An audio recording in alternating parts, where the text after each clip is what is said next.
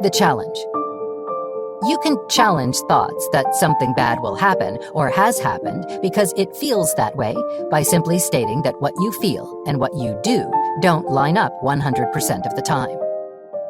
The mindfulness element here is that you acknowledge that the feelings you have are simply the feelings you have. OCD insists that these feelings must mean something. You are challenging OCD's logic, not whether it's right or wrong. For example, a statement of emotional reasoning for someone with violent obsessions might be, "I'm going to hurt someone because I feel angry and freaked out." A challenging statement might be, "I feel angry now and don't know what's going to happen, but typically my being angry doesn't result in people getting harmed." Someone with contamination OCD might think, "I have to wash because I feel dirty," which can be challenged with, "Feeling dirty doesn't show me the dirt." How can you challenge some of your mistaken assumptions about feelings as facts? Selective abstraction or tunnel vision. Focusing exclusively or excessively on things that relate to your fear. The problem.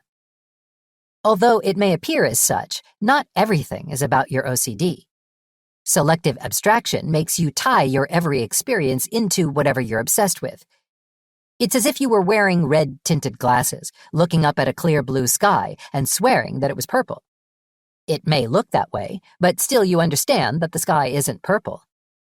It's as if the things that relate to your obsession are somehow more visible, further out in front. It's like hearing a lot of love songs on the radio after breaking up with someone. The love songs were there before, but you are selectively abstracting them from your environment and connecting them to your thoughts. What does it sound like in your mind when you only notice the obsession instead of the bigger picture? The challenge. If you notice that your mind is singling out some negative detail related to your obsession and missing the bigger picture, then take the opportunity to look at the bigger picture. This is a true mindfulness challenge in which you can acknowledge your mind pattern, that you tend to associate things with your obsession. The association doesn't mean that these things are actually linked anywhere but in your mind. Here, you can take the opportunity to respond.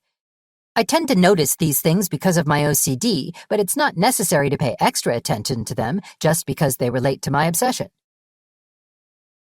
How can you challenge your mind when it's zeroing in on something related to an obsession? Should statements, or perfectionism, or over-control. Applying a rigid set of rules about your obsession that can never be bent or modified. The problem. People without OCD sometimes say insensitive things like, "I'm so OCD about that," which is hard for you because of the pain your perfectionism has caused you. It's not that your standards are too high. It's that the standards rise the closer you get to achieving them.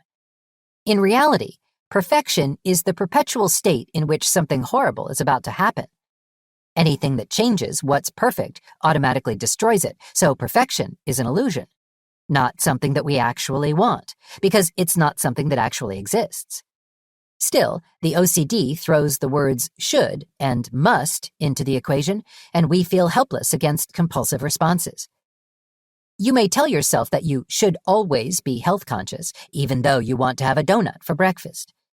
If you have obsessions of a sexual or violent nature, you may berate yourself for having the thoughts, believing that you must never think them. You may feel that you should be able to recall the details of every conversation and must comprehend every word of every book you read. It's exhausting. The real problem with making should statements and trying to over-control your thoughts is that this mutually excludes accepting what is, and thus destroys mindfulness. If something should be one way, and it isn't, that means it cannot be accepted the way it is. That leaves no room for mindfulness. What are some rigid rules that you impose about your OCD fears? The challenge. If your OCD says you must never have this thought, or you should do this or that compulsion, challenge this by addressing the rigidity of the statement. Throw mindfulness at the OCD. I notice that I have an urge to do my compulsion, but there's no such thing as should or must. I can choose and be flexible in my choices. If, for example, you struggle with a compulsive urge for symmetry, you might think, I must line up those books the right way. Challenge this with, I have an urge to line up those books and could challenge my OCD by letting them be. Sometimes it can be helpful to replace should with the expression, it would benefit me too. See if your should statement still makes sense after that. Other than reducing your temporary anxiety, would it benefit you to drive back home to check whether the stove was turned off? Other than compulsively quieting the OCD beast momentarily, would it benefit you to stay late at work, redoing a project to make certain it's perfect? What are some ideas for challenging your more perfectionist beliefs? Overestimating responsibility. Thinking that you alone are to be held accountable for preventing tragic events. The problem. OCD uses exaggerations and twisted logic to get you to think only you could possibly keep something horrible from happening, and that if you shirk this responsibility, you are evil incarnate. Someone overestimating responsibility may decontaminate things excessively for the benefit of the next person who may encounter something she used. You may feel the need to move something like a coin or gum wrapper from the street, because OCD says that a driver might get distracted and the resulting accident would be your fault. In his powerful memoir on OCD, Rewind, Replay, Repeat, author Jeff Bell describes the painful lengths he went through to be certain that a traffic cone left by a construction crew wouldn't cause an accident. When do you hold yourself to an impossible standard of responsibility that drives you to act on compulsions? The challenge. Your OCD may say that you have to check the coffee maker at work even though someone else already did this, because if you don't, something horrible will happen. The OCD says that it's important for you to be good, not irresponsible and selfish. Challenge this with something like, compulsively checking for the purpose of avoiding guilt isn't the same thing as being a good person. I'll have to take the risk and accept that I can't always be responsible for everything. You can challenge the philosophy behind the idea that you must be responsible 100% of the time. You can also acknowledge the potential consequences to your failure to act on the thought and that you don't know for certain that they are all bad. What are some challenges to your mind's tendency to be overly responsible? Magical or superstitious thinking, or thought-action fusion. Subscribing to the idea that thinking something makes it more likely to become an action or event, or that merely having the thought is the same as an event occurring. The problem. Magical thinking plays a significant role in the mental constructs of people with OCD, especially in regard to checking compulsions.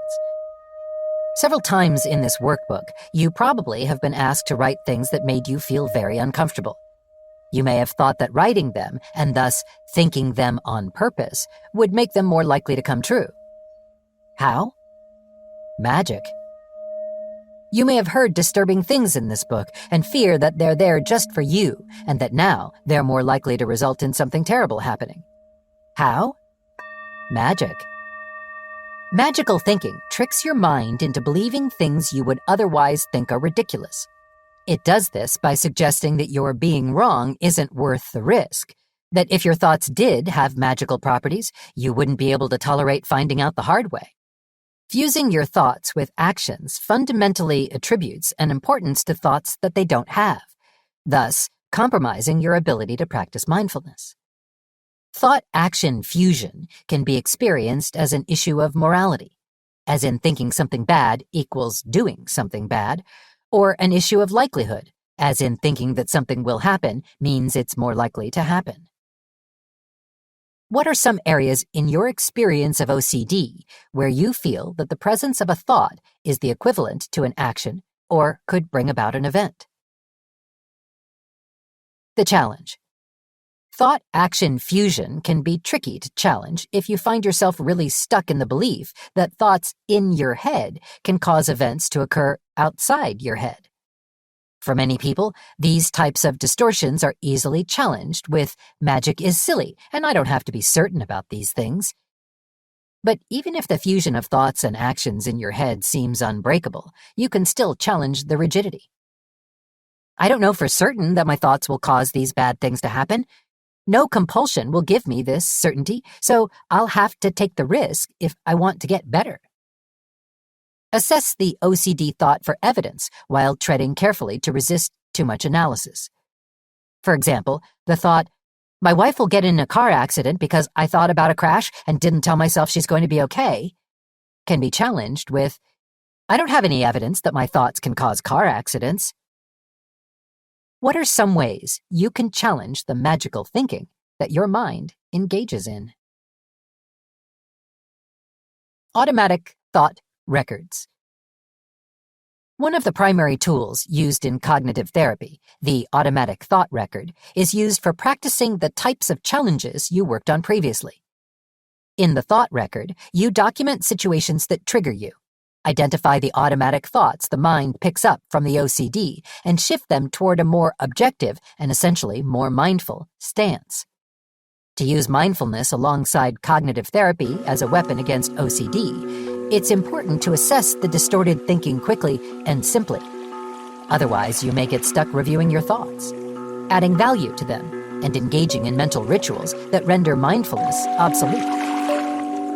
By challenging your distorted thoughts, you give your mind a place to go, other than where the OCD demands that it go. For example, if you're triggered by having touched something you think is dirty, you're likely to have an automatic thought about being contaminated and having to wash. If you record this in a thought record and write down your challenge to the distorted thought, for example, "I don't know if my hands are dirty and I can tolerate feeling uncomfortable," you present another place to which your mind can go. The next time you get triggered, you may have the same automatic thought, but that will remind you of the alternatives that you'd written down. Rather than digging for them, more rational, helpful thoughts will begin to present themselves. The most important thing to remember about using the automatic thought record is that the goal is not reassurance or probability analysis. The goal is to embrace mindful acceptance of the triggering situation and to make the choice not to do compulsions.